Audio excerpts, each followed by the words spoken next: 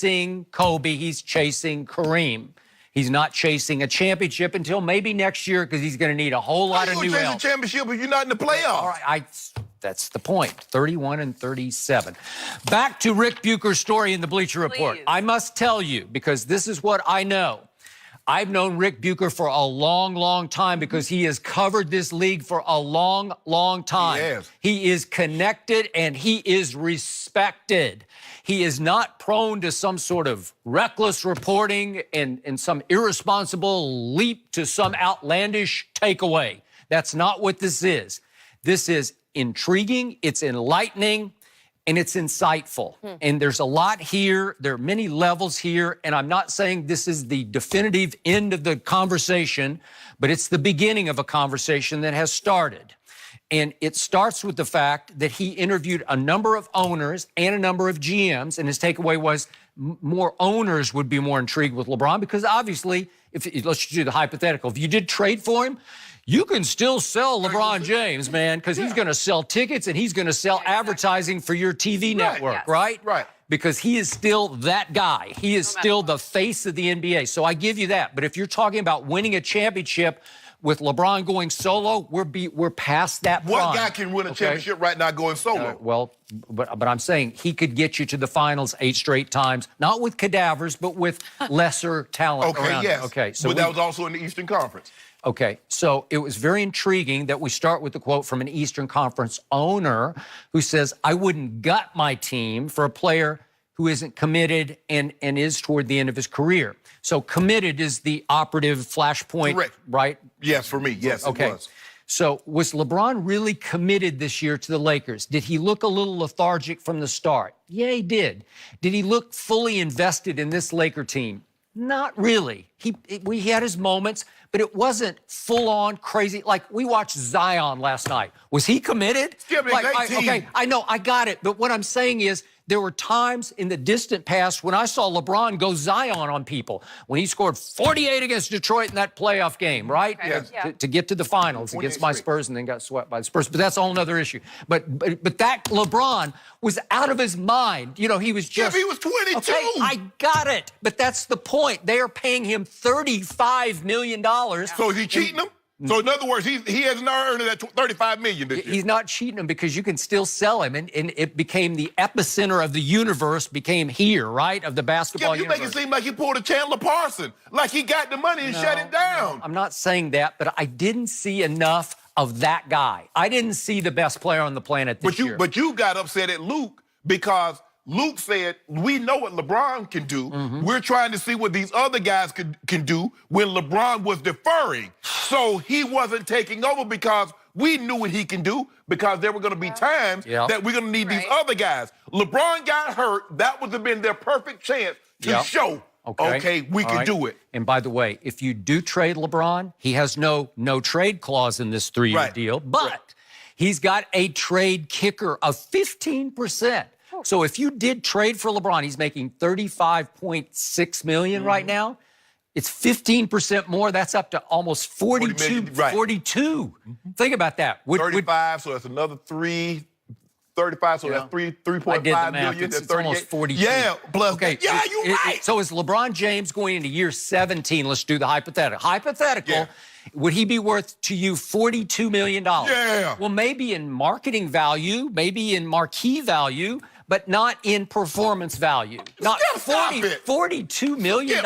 Skip. There's still a soft cap. Okay, let me ask you this.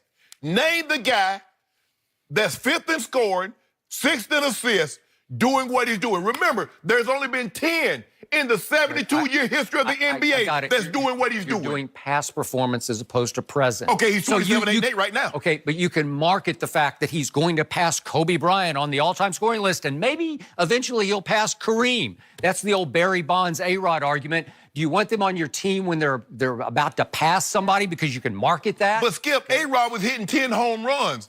If he was hitting 50 home runs... I got it. But here's the deeper takeaway. To me, it's coming close to the point that the package deal of LeBron and Rich Paul are starting to be more trouble than they are worth. And there's a deeper takeaway that Jeannie Buss was so outraged just before the trade deadline, mostly at Rich Paul, for leaking word of this potential blockbuster trade half the team for Anthony Davis, that she was ready to trade LeBron, to trade out from under LeBron and Clutch Sports, and especially Rich Paul. And I got to say, Rich Paul's on a power trip now. And in some ways, I think he's starting to hurt LeBron because he's running amok occasionally. Now, Rick Bucher reports that he did call Jeannie and they sorted it out, hashed it out. Then Jeannie went up to the MIT conference and blamed the media for all the leaks, when in fact, the leaks had to start from somewhere. You thought maybe they were coming from New Orleans. They came from, Chris said they came from both sides. Okay, both sides. So was Rich Paul involved in that? Maybe so. So to me, it's very interesting. Jeannie Buss has a lot of her dad in her. And remember what her dad finally did with Shaq? Yeah, he traded. He just finally said, okay, Shaq, Kobe, Shaq, Kobe. I'm going to go with Kobe and I'm going to trade Shaq. Remember, he traded him in Miami. Let me ask you a question. Okay, so he will pull, like she will pull the trigger if she gets to that point. But was Shaq playing like LeBron was? No, well, I don't know. He was coming out of a period when he was playing better than LeBron, because that was the greatest offensive force I ever saw. You say coming out of a period. Yeah, but I mean, that was his sort of 3-year window. Yeah. Did Shaq take care of himself like LeBron does? No. Well, hold on, Skip. Truth be told, we've given Jeannie Buss a pass because we like her. She'll talk to the media. You cleared up all this cap space to be able to get a LeBron, a KD, a Clay, a Kawhi. What have you gotten? Okay, so we need You didn't get him. He came to you. Okay, we need to give this one more cycle and see what happens. Yeah, let's see what happens. Okay? So I want to get to one quote that was deep in this story, and it's a little long, but I'm going to read it because it's the guts of this story, if you will allow this. Go ahead. And if we could show this quote. This is Rick Bucher writing. He says, the Western Conference GM that he's talking about speculates that more owners than executives see value in James at this point, largely because the latter, meaning the executives, have seen how their colleagues' jobs have entailed catering to James and dealing with Rich Paul, who is not popular with more than a few of the front offices. Remember that, okay? So he's alienated a bunch of people in this league. Quote from the GM, even if you're solid in your job as a GM, you know that anywhere LeBron goes, you're suddenly under the gun. That's the GM says. Your only choice is to give him the keys and let him run it. And even if you didn't want that, your owner might, because he doesn't have to deal with what comes with it. So what comes with it is that package that finally alienated Pat Riley. Did he live to regret it? Yes, he did. But again, you got to give LeBron the keys because you have to give the group that he brings. It's Clutch, it's Maverick, and these are sharp young men. We know that. But listen, Rich Paul will swing his weight, man. Exactly. You have to, but here's the thing. You know what also comes along with LeBron is pressure and expectations. The only reason we talk about the Lakers for as long as we have is because they have him. The only reason there were playoff expectations was because of LeBron James. So when you get LeBron James, you better believe their fans expect championships. Okay. That's what comes along with him. All right. But Rich Paul comes along with it. Okay. Right? So you're going to have to deal with that. And at what point does it become more aggravation than it's worth?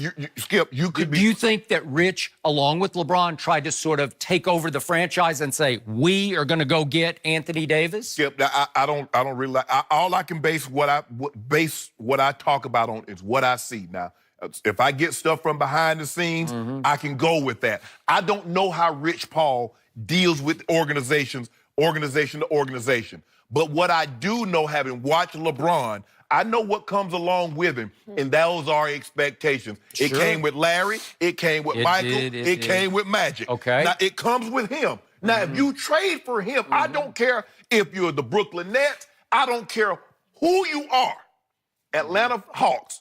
If you get that guy, those fans, because of what he did, what he's done in his past, the 8 straight finals, the 14 straight years of being in the playoffs, Skip, that's what they expect. And the executives are right. When you have to deal with that expectation, because he's not... But they're not just talking about expectation. The LeBron packages, he's going to kind of run the franchise, right? And I don't have any problem with that, but you better be ready to accept that. And then he better be ready to live up to that. And what did Michael Jordan have a problem with? He's like, y'all gonna pay me these peanuts. Y'all gonna go get me some help.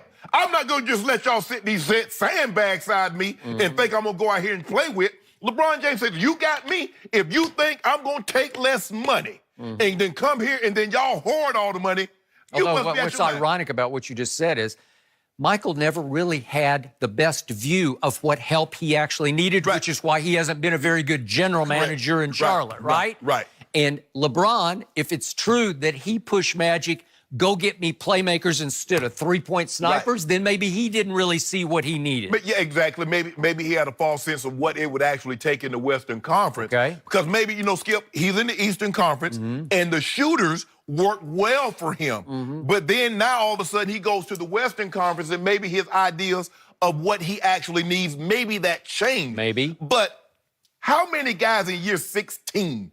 Yeah, Skip, okay, let's just say for the sake of argument, he only plays another 4, he makes it to year 20. There not been very many guys that's put up this kind of season in year 16. Hell, for the argument, there hadn't been very many guys that had that season, period. Year 1, year 5, year 10, let alone year 16. I know one guy at age 34, which is LeBron's age right now, had a much better season. He didn't average 27, 8, and 8. I don't know. He led the league. Wait a second. He led the league in scoring and made first team all defense. But Skip, he led the league in scoring, averaging 28 points a game. There are 2, 3 guys right now averaging more than that a game. Well, this is more of a scoring age than that because you could play defense in those days with your hands. Yes. Right? Yes. But you also understand, Skip, all the guys that's up there and scoring, what can they do? Shoot the 3. What couldn't your guy do? Because as bad as LeBron... It's not that he couldn't do it. No. He didn't do it. It was not the favored shot. If you don't mind me asking, if he didn't do it, how did they calculate that he shot 32% from the three-point line if he didn't shoot any? Well, he just didn't take very many. Well, it should be higher. Because normal rule of thumb, guys that take fewer normally have higher shooting percentage. If he had played in this era, he would live in the gym in the offseason until he made 38% of those shots. You know what, Skip? If I played in this era of football, ain't no telling the numbers I have. Ain't no telling. Let's just say we would be talking a lot less about these tight ends right now. Did you just compare yourself to Michael Jordan? Now, you